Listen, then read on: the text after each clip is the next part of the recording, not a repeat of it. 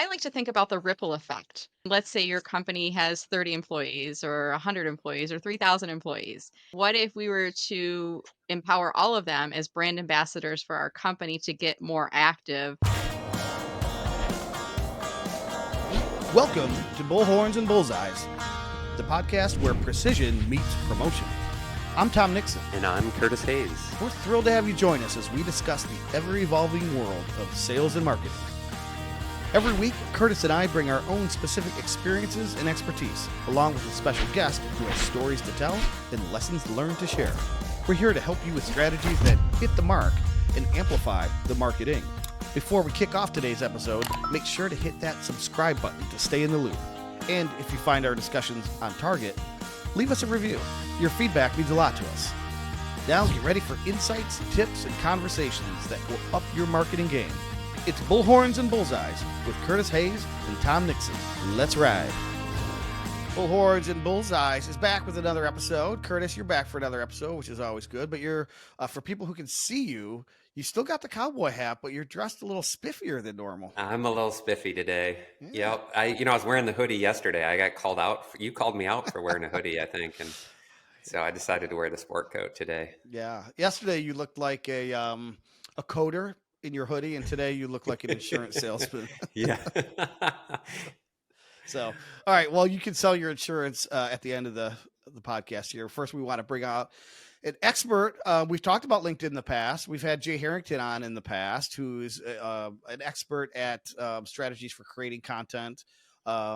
Really interesting episode. So if you didn't hear that one, go back and find that one in the archives. But today we have somebody who's going to walk us through LinkedIn from a little bit different perspective. Yeah, I know it's been fun sort of tapping into the Rolodex of all the professionals that I've met in Detroit over the last, close to 20 years. And so really exciting to have Brenda Meller on the show today. And she worked at a local college and in the marketing team there. And my previous agency got the opportunity to work with them and meet Brenda. And around similar time periods that we started Kaleidoscope about 10 years ago, Brenda also went out on her own. And so it sounds like since that time, Brenda, you've really taken a focus to learning LinkedIn and all the ins and outs of LinkedIn, and then are coaching companies and have even written a book here, Social Media Pie. Which is really exciting and really cool. So it's great to have you on the show, and looking forward to some of the insights you're going to share with our audience today. Absolutely. Well, thank you so much, both of you, for Tom and Curtis, for having me on. I'm very excited. I've been binge listening to your podcast in the weeks leading up to this to get a feel for your show and your format. So it's really just an honor to be here. Thank you so much. Yeah, of course. Absolutely. It's our honor to have you here too, because Curtis and I work with clients on LinkedIn strategies, advertising, organic and stuff. So we're like avid learners, because it seems like there's things changing every day. So for what you do, explain to people who have never met you before, what you do as a LinkedIn coach at a high level.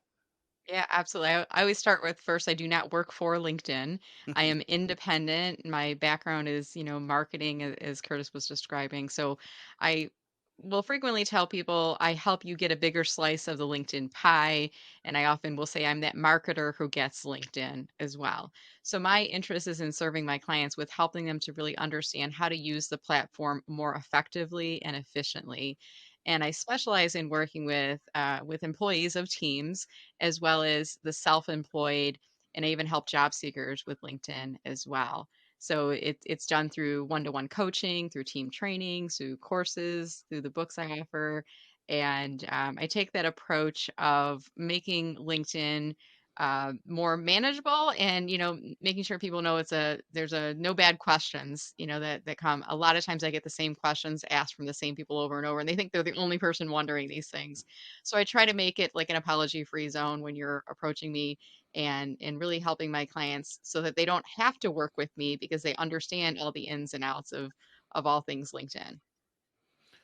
I think that's a good approach, especially for, how do I put this diplomatically? Some of our more seasoned professionals who have been in the business world long enough to remember a life before social media, and also long enough to remember when LinkedIn came onto the scene, and it appeared to be sort of this just like resume storage website for people who wanted to get jobs, and we're still finding people that we have to sort of change their just conceptual approach to what it even is, and on that, on the one end, but also on the other end, try to like dissuade their or assuage their fears that this is like Facebook and Instagram and Twitter, something of which they want no part. So um Curtis, you and I, we partner with clients on some LinkedIn strategies, and one of the things that we're noticing is what we appear to be some changes in the algorithm in terms of how posts are being fed into people's streams. Yeah, we really noticed this back in, I would, around October of 2023, October of last year. Mm. We started to see some changes. And around that time, and since then, there's been some changes on the ad platform, Campaign Manager. There's now these thought leadership ads, which didn't exist before. You can now basically promote content, not just from your brand page, which was there previously, but actually promote content that your employees or the leaders in the organization are posting. And now, even beyond that, if you can post content from people you're connected with, I think within 2 connections. So say a client of the company's posts a testimonial or says something good about the company, in Campaign Manager you can actually boost that content with that person's approval. So there's been a lot of changes, I think, on the ad side, and I feel like there's a correlation between what's happening there as well as what's happening on the organic side, but can't quite figure it out. I'm a data guy, so I've been looking at the numbers since October, and things have certainly shifted a bit, and it seems to be a bit more challenging to get content to show organically in the way we're just getting less impressions than we used to get applying the same tactics we used to apply. And that's really where you need an expert who understands the platform, because I would assume, Brenda, you're staying up to date with those types of things, just like I'm trying to stay up to date with Google and algorithm updates and those types of things that they're doing. Trying to stay up to date with LinkedIn and Facebook and all these platforms at the same time is difficult. So yeah, curious to what you've been seeing on your end over the last 6 months to a year with what LinkedIn's been up to. Yeah, and it's interesting you talk about the algorithm changing. They're always changing the algorithm, and it's very Mm-hmm. similar to Google. Google's always trying to change the algorithm because they don't want people to game the results and try to get their page to the first page if they're really legitimately not the first page of search results. But LinkedIn did put out a report not too long ago. Actually, I think it was a press conference where they did announce publicly, like, yes, we did change the algorithm. And we did so intentionally because we really don't want to see, and they actually said this, that we don't want to see things go viral on LinkedIn. We want content to be genuine, useful, helpful for our members. So we'd rather see genuine engagement over a post that goes viral and it gets millions of views because it's just a blip. They want to see more genuine content that's consistent posted on the platform. And I think part of this too, I mean, come end of the day, LinkedIn is a business. So when you're seeing changes that are happening on the sales side of LinkedIn, the marketing solutions where you're doing promoted posts and things like that, I mean, majority of people are really using the free basic version of LinkedIn. We're not paying Mm-hmm. for it. So LinkedIn's got to figure out where to make the money from, and they either make that through selling ads or through selling memberships. And they are doing some changes even with the free basic version. They've taken our ability away to add a note to every single invitation. Now we only get 5 or 10 of them, and then you have to upgrade to premium to continue on going with that. So they're trying to figure out ways of making the business side of LinkedIn continue to be successful and making some things in there. But in terms of the algorithm and how to really win on LinkedIn, I always tell people, come end of the day, really thinking about what are your business goals and who is your ideal target audience, and then building everything around that. You're optimizing your profile from top to bottom for that ideal target audience, not to look like you're finding a job. And I think your earlier point that you made on there, Tom, is that many of us came onto LinkedIn when we were thinking about making a job change. So we copied and pasted information from our resume onto our profile. Now we look like a job seeker, and now we don't want to use LinkedIn because we want people to think we're looking for a job. Yeah. So what I help people do is kind of look at this from a marketing perspective, like who are you trying to reach? And then let's make sure that all of our activities, our posts, our profile, even our company page is written in a way so that it's serving our ideal target audience. That's excellent. Yeah, I'm curious Before we get into another topic, which we want to bring you on to talk about, which I'll call brand ambassadorship, Mhm. which we'll come back to. But before we go there, are there things that you do to work with clients? I don't want to use the term game the system, but that because that's the use that in the pejorative, but to sort of serve the algorithmic gods in order to get more organic reach, in addition to what Curtis could do on the boosting side. Are there still things that are best practices to get your content seen organically by your intended audiences? Absolutely. And I'll give you a few of those techniques right now. The first thing is if you want your posts to get more engagement, start by engaging on other people's first Mm-hmm. before you post on your own. And this is the same thing I do like every morning. The first thing I do in LinkedIn is I open up my homepage feed and I spend 10 to 15 minutes there. I find posts from people in my network that either I have a strategic relationship with or whose content I find really interesting. And I like to think about like if you give a like or a reaction to a post, if you think about the algorithm having like a point system, a like or a reaction is worth 1 point. So think about that. And if you do a comment, we want to do longer comments. 8 or more words is considered a longer comment. Sometimes I do even a few sentences or ending with a question. And the algorithm sees that as more meaty content, so to speak, because it takes a lot more effort to write a sentence or two than it does to say congratulations or great job or things like that. So I always start with building up that social media karma first, engaging with other people in my homepage feed, and then I go and I do my post. And then when you do your post, I want you to think about you're speaking to one person. You're not speaking to millions of people. So speak to one person in your post and you're trying to reach that person with information that is informative, educational, informational, sometimes entertaining, right? And I hear some people saying, well, is LinkedIn becoming more like Facebook? Well, LinkedIn is a professional networking site, but we can still be real people on here. We still talk about things that we talk about in the Mm-hmm. around the water cooler or in the coffee room, so we can bring some of that in there. But if you want your post to get more engagement, don't just always be pushing out a sales message. If you're posting daily, so let's say 5 times a week, I would say 4 of those posts are more informational, educational, entertaining, thought provoking. One of those is salesy.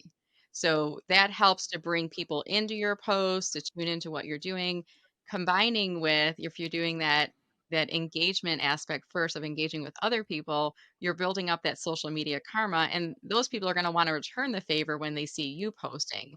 So they're going to engage on your posts as well. And I think both of those work really well. The other thing is try to always include some type of a call to action in your posts. And sometimes it's just inviting people in. Comment below and let me know, what do you think? Agree or disagree? Tell me in Mm-hmm. comments.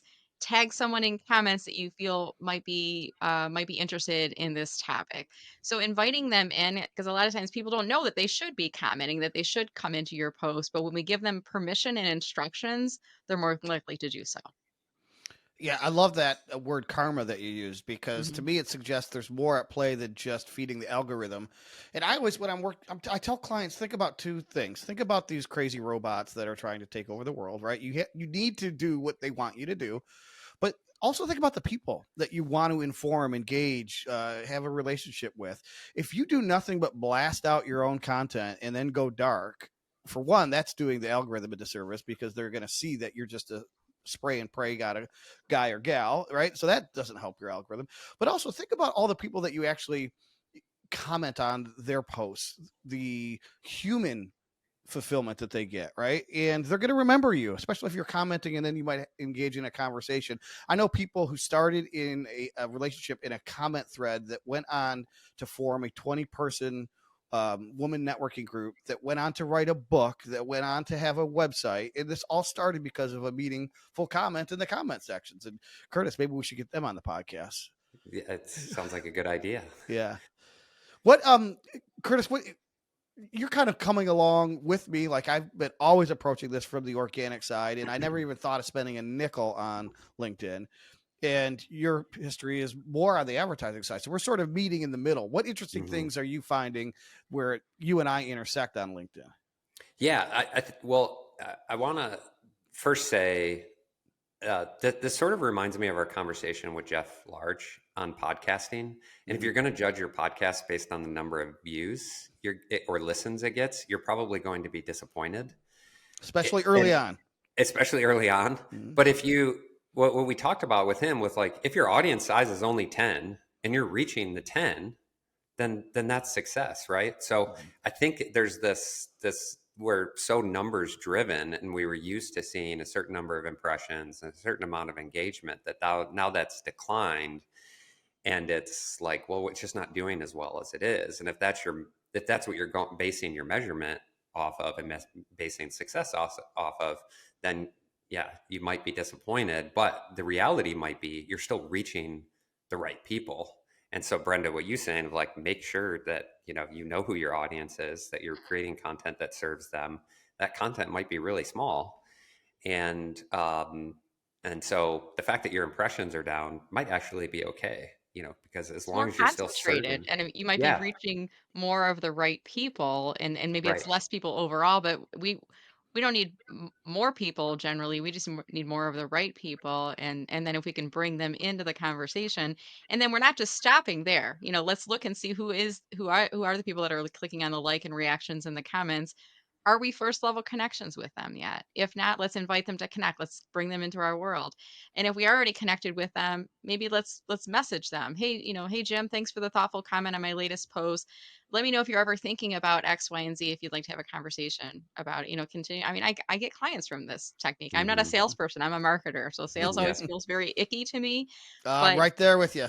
right? Mhm. Conversations, they should feel natural. It should feel like an extension of what you did on LinkedIn. You reach out and say, hey, if you want to continue, let me know. And if they don't answer, that's okay. I've planted the seed. They know that I'm here and if and when they're ready. And if they do, that could lead to a new client engagement. Yeah, that's awesome. So on the advertising side, as I mentioned earlier, there have been some changes recently. I do think it is driven, business decisions driven a bit by revenue.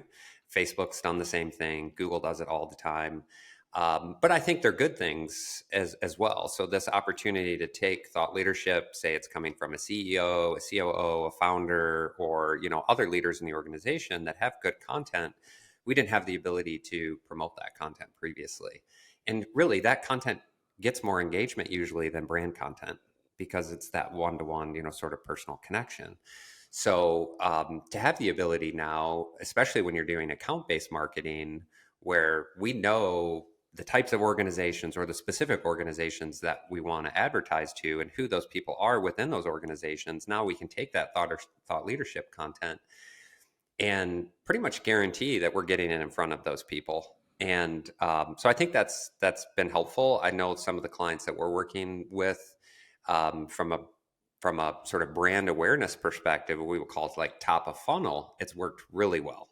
So getting other companies aware of who we are, what our value proposition is, where we position ourselves in the marketplace, and that's helping to support the lead gen efforts that we've always been doing, which are the sign up for a webinar, requested demo, those types of things that would happen further down the funnel. So anyway, I think those are some exciting things that they've added to the platform that makes them a bit unique. Brenda, are you working on those types of things with clients as well, or is most of your focus how to increase your organic reach? Say. Yeah, so I don't work on the ad side of things. Back in the day when I was working actually with Curtis at the college, we were doing some ads, and I'd always heard, and I strongly believe this, the ads platform, the marketing solutions really work well with larger ticket items. And our ticket was a college degree, 25 to $40,000, so it really made sense to reach out to the audiences that way. And I have in the beginning of my business, and I've been doing this for about 7 years, I was doing some account management for ads, but I've kind of walked away from that so that I can really just focus and drill down more closely on the one-to-one coaching, focusing more on the front end of the LinkedIn, because I think that can actually help to supplement and even accelerate the efforts that you're doing with ads if you're working with someone like Curtis. Because what happens after they see the ad, sometimes they click on the ad to go there, but other times they look at the name of the company and they start to look up the company page on LinkedIn, or they start to see posts from employees. In the case of these thought leadership ads, they start to look at those the profiles for those employees, and now they're taking the action. They're not being pushed there, they're taking the action to learn more about it, so now they're more open and receptive. So what I do is once we get there, let's make sure that your profile, your page, your activities, are all working to support your business goals and speaking to that ideal target audience. Totally, you're right. What you do supports any of the ad dollars that any company Mhm. would be putting in, because that's exactly what somebody's going to do. The first time that they see a brand is they're going to go and research that brand. And so whether that happens inside the LinkedIn platform or outside, making sure that, yeah, the company brand profile has all the updated information, it's accurate, that employees are posting, that leaders are posting. Um, that they can easily find the information that you would want them to find as they're researching the brand before they do that first sort of touch point. And you want that to be a good first impression, a good experience. Yeah. And your numbers show that not only does that support the ad spend, but the lack thereof is really working against the ad spend, isn't it? If all you're doing is lead gen related activity and you're boosting the pay for those, it's kind of working against the budget, right? Because none of the brand building at the top of the funnel is going on. Is that what you're Correct. finding? So Yeah. I'll say too, Brenda's correct in that LinkedIn is not a platform that like small businesses can easily get into because the cost per click is higher.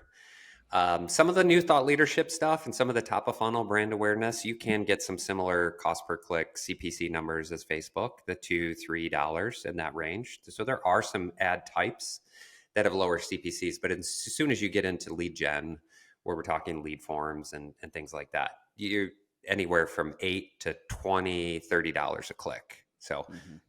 it starts to increase. But some of those same companies, I mean, I have clients that are paying $90 a click in Google. So again, we look at budgets and where opportunities exist and figure out how to allocate spend. But if you don't at least have $2,000 a month to spend in advertising on LinkedIn, like if you don't have at least 2,000, you're not going to be able to do really anything at all on LinkedIn, anything. And really a Right. more holistic campaign Yeah. where you are doing top of funnel activities, middle funnel, and bottom of funnel, then you're 2,000, 2,000, 2,000. You really need like 6,000 as a minimum. Hmm. Yeah, I always Um, found like back in the days when we were doing ads on LinkedIn, it's not a 1 month campaign. It's no. really it's multiple continuous months. It's 6 months to a year. It's continuous, but I would agree with you. You said 2000. I've always heard like 2000 to 4000 minimum. And a lot Hmm. of times I see these ads that are coming from LinkedIn, get $100 in ads for free on LinkedIn. And Yeah. and I feel like they're targeting those of us who are solopreneurs and small business owners with that because, oh, it's easy to get in. But you're really, I mean, use it if you want, but you're not going to get a whole lot. And I think you can be a small business owner and use LinkedIn effectively, but you can pay for other things like LinkedIn Premium, instead of ads. And when your business Right. grows to the point where you have that budget to spend and your ticket items are a little bit larger, then you reach out to someone like Curtis who can help you with that. Because I think working with an expert, you're making better use of your money than doing it yourself. Working with somebody like Curtis who knows all the ins and outs, because the marketing solutions platform, it can be very confusing and there's nuances. And I remember this, there's nuances of how do you maximize your ad spend and optimize the dollars you're putting in there. So it's always better to work with somebody like a Curtis out there. Yeah. Well, and Tom, I think what you're speaking of is the advice that I got from a LinkedIn rep yesterday, which was on thought leadership ads we're doing for an account right now. It was a post that the CEO posted, and the LinkedIn rep was saying, "Hey, I need all of your employees to go and uh, repost the Yeah. post. They don't need to repost with a comment. I don't need them to actually comment on the post. She just wanted everyone to go and repost." So I thought that was interesting. It was a sort of thought like, well, wouldn't you want the engagement metrics on the post itself with the comments and different things? But her advice was, no, go and repost it. I wonder if that was from a ease and convenience perspective, because sometimes feel like, and I hear this a lot from people, when I click on repost, especially if I'm reposting the CEO, what do I say? Because I don't Yeah, want to look silly or stupid or say the wrong thing or have my coworkers go, I can't believe Brenda said that on this. Like a lot of us get insecure when it comes to showing up to the boss, right? The leader of the company. And I feel like I would rather see someone do a repost than nothing at all. But if you're more comfortable with posting, I'd rather have you do a repost with your thoughts and add a thoughtful comment. It's almost like a waiter coming up to you at the restaurant. If three of us were sitting together, still looking at the menu, and the waiter put a plate of food down in front of us and we hadn't ordered, and then they walked away without saying anything, we're like, what's this for? We don't do anything. As opposed to if they put the plate of food and they said, Curtis, Tom, and Brenda, our chef is trying a new crab stuffed mushroom risotto. Here's an appetizer. Why don't you try a taste of this and I'll be right back to get your orders. This is on the house. And then we're like, okay, now we know why it was put in front of us, right? And it's the same thing with reposts. I feel like if we can put the repost with your comments and say, hey, this is Tom Nixon. He's the CEO of my company and he's such an amazing leader. And check out the post below where he talks about thought leadership on LinkedIn. And feel free to give Tom a follow while you're at. Now I know why it was put in front of me. Now I know why you're sharing it with me, right? It's a good point, Brenda, which it sort of segues into what we really wanted to talk to you about was this employee advocacy, brand ambassadorship. It is difficult to get the team to engage, even when the CEO is looking and potentially judging, right? It's like, we try to make it super simple. You'll send out a mass email to the entire company. Here's the link. Just click on it. When you get there, just do three things. If you do nothing else, hit like. If you're going to spend more time than there, like Curtis mentioned, just enter a thoughtful comment, 8 words or more. And then I always put last bonus points for reposting this with your comments. So now I'm bringing all of my sort of legacy understanding of the algorithms with to the party there. And now I hear something slightly different from Curtis. But how do we get the bigger question is, or the primal question is, how do we get the team to engage and do the simple things that we want them to do? Is there some sort on of a regular basis on too? a regular basis, not just every once in a while, but Yeah. have it be, part of the culture, part of the process, those types of things. Yeah, exactly? that's a great question. And I think a lot of it starts from the top down, but it also starts by let's get everyone in a room together and let's talk about this and let's clear the air. First of all, we're bringing you in the room to educate you on LinkedIn because LinkedIn is a professional networking site. It is not a job search platform. So let's address the elephant in the room. First of Okay, all, so I was right about that. That's right. still going on. Yeah. Well, Okay. and Good. even if you open up your LinkedIn app, it says the one of the first keywords in the LinkedIn app is job search or jobs board or something like that. So LinkedIn knows that's part of their legacy of what they are known for. But if you look at the statistics, more people are actually using LinkedIn for brand building, professional networking, visibility, thought leadership, all of these other things than are using LinkedIn for job search. So it's not a job search site, it's a professional networking site. And I have to when I work with, when I work with teams, I say this multiple times. Like your president would not have hired me to come on out here and train you on a job search site. We're here to talk about using it as a professional networking platform. So it's like let's change the way we look at LinkedIn. So now if you're thinking it's not a job search site, it's a professional networking platform, then why did you copy and paste from your resume? Right? So you wouldn't do that.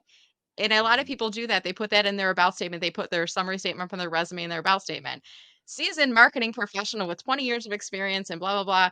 That And sounds like me. I sometimes will say, well, if you meet someone at a networking event and they say, oh, Tom, I see you work for XYZ company. What do you do there? You wouldn't say, I'm a a seasoned seasoned professional marketing with 20. professional with 20 years of experience. Like you wouldn't say that. You would say, well, I'm a solopreneur. I specialize in LinkedIn and I help people with X, Y, and Z. Like you would describe what's your elevator pitch. Right. So let's start to shift the way we think about using LinkedIn. And then, Even we're in, getting if people I in the just, room and kind of like reminding them of that first. And then let's the leadership team do this. And then let's train our team on how to do this the right way. And let's acknowledge them. And for those of you who are parents, you can kind of appreciate if you tell your kid to do something and they do it, you got to give them an attaboy. You loaded the dishwasher great, sweetie, so they do it again, right? Or you Mhm. did your homework without me asking you, they'll do it again. And sometimes we can, acknowledge people publicly in a post, great job. Thanks so much for spreading the word, Brenda.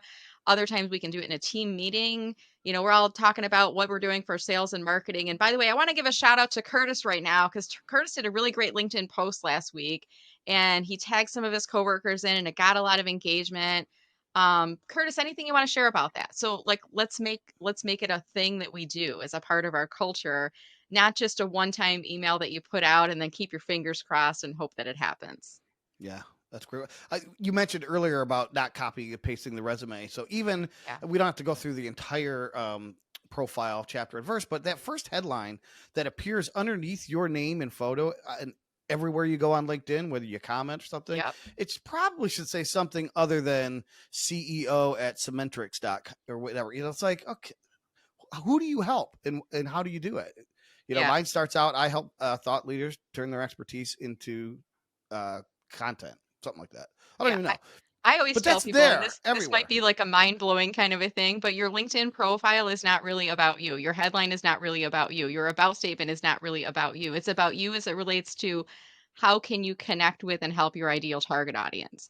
So when you think about it that way, don't just put CEO at company. Why not use a brand tagline? Your choice for community lending in Macomb County. Like, why don't we use something like that instead that speaks to your ideal target audience, so the people you're trying to reach and connect with? Because to your point, Tom, your headline does follow you around. It appears in search results, at least 40 to 60 characters. It appears when you post, it appears when you comment, it appears when you reply.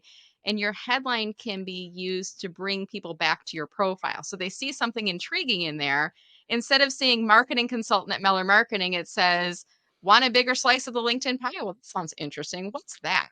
Yeah, And then they click to come back to your profile, and now they're more open and receptive to learning about your business. So yeah, it can definitely be a technique to do that. Tom, I need your absolutely. help. On what? The You're suits? gonna have to rewrite mine. Okay, gotcha. Let's I thought we were talking let's meet wardrobe. afterwards. Let me know how much it's gonna cost.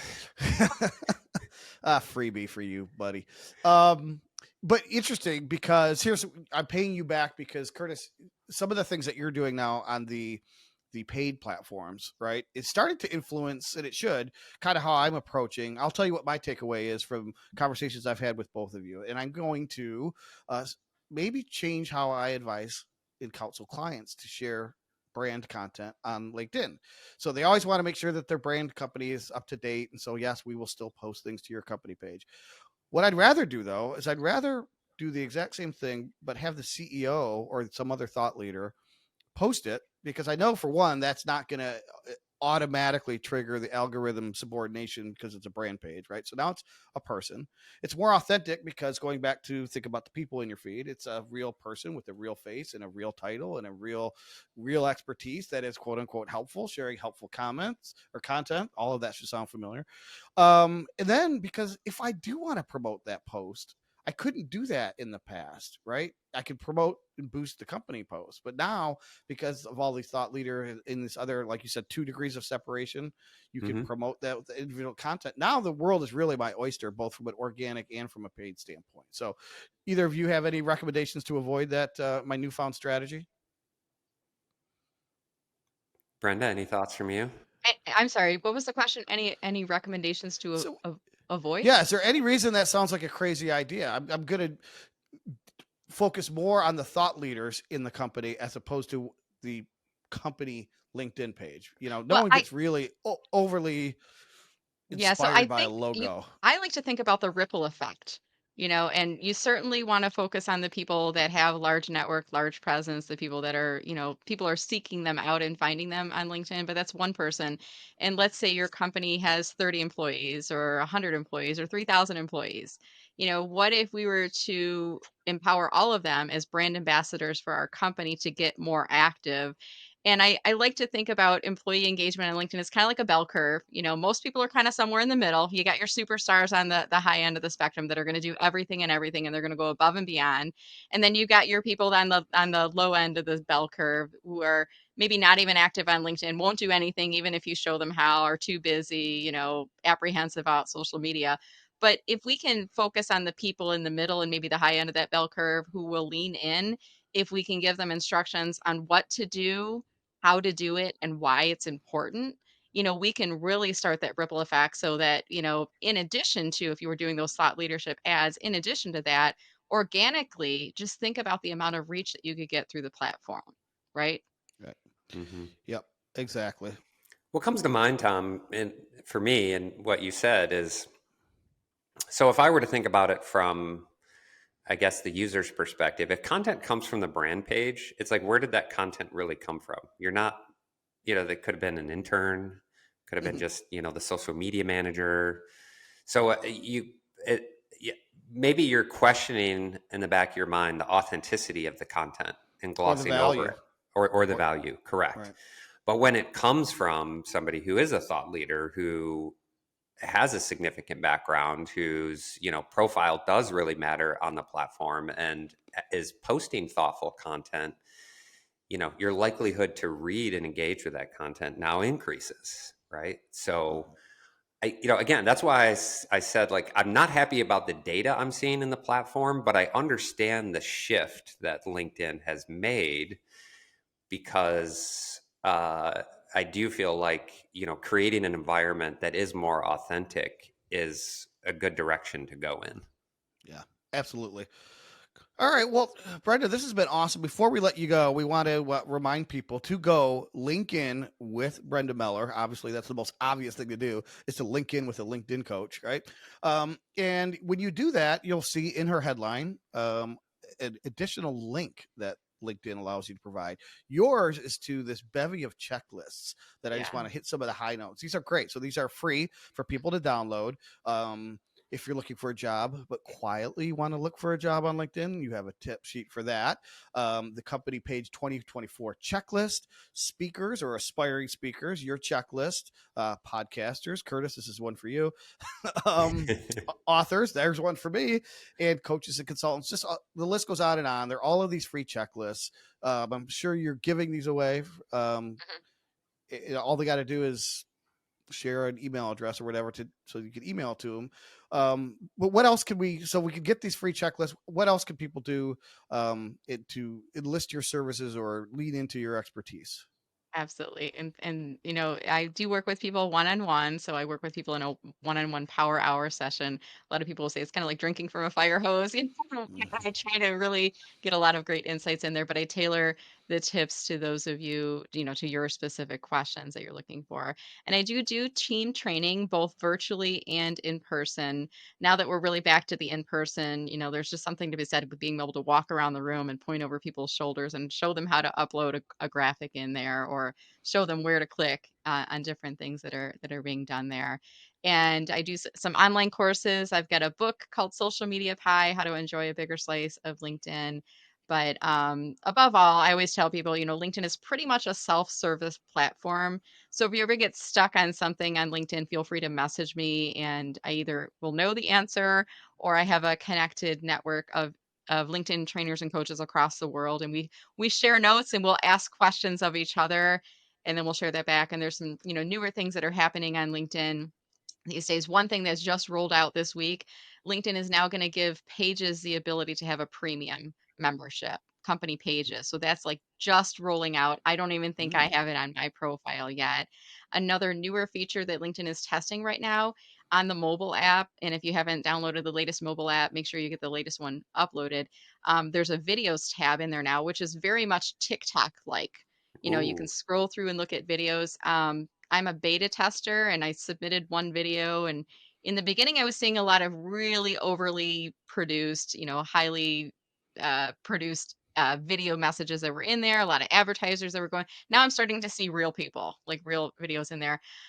Jury's out. My inclination is I feel like LinkedIn is trying to be like TikTok, and I wish LinkedIn were just trying to be more like LinkedIn, if that makes Yeah. sense. Well, You know, for sure. I mean, Facebook's doing the same thing with their yeah. reels, and Yeah, Twitter's everybody's doing the got same. shorts, and we've been Yeah. posting lots of shorts from our podcast series on LinkedIn. And Yep. But yeah, now I saw your ears perk up, so we're gonna have to explore I know the I'm gonna have to check videos this tab. out. I All think right, it's but still in beta test right now. And I think everybody has it, if I'm not mistaken, but it's on the bottom of your phone. I don't know if you can see in the bottom of mine. Let me Mm, get a little bit closer hmm. to the screen. There's a Yeah. video tab in there now. So Okay. that's where you see it. And then when you click on it, it will just start to play videos. Right. oh, okay. Right. Oh, just It's like very TikTok. much No, like that. not Yeah. that I would know. No, no, Well, they Your did tell the thank. beta Instagram testers reels. don't talk about this, Mhm. and I didn't sign anything before they asked me to be a beta tester, so I'm talking about. Okay. Well, thank you so much for talking about everything today. And if you want to learn more about Brenda and what she does, check out mellermarketing.com. Curtis, it sounds like the two of you, the two of us rather, have a fee structure to work out in terms of getting your profile right. Eh? We do. We do. All It, it, right. it is Friday, it's payday. So, Yeah, that's true. There Yeah. you go. For some of us. Yeah. Some of us are doing the paying and some of us are getting paid. All right. right. Cool. Well, we have bills to pay, so we're going to let you go, Brenda. Come back again if you want when there's significant updates and share them with our audience. I know they'd love to hear it. Absolutely. Thanks, guys, so much for having me. I appreciate it. All right. Until then, we'll keep cranking out the bullhorns and bullseyes. See you next time.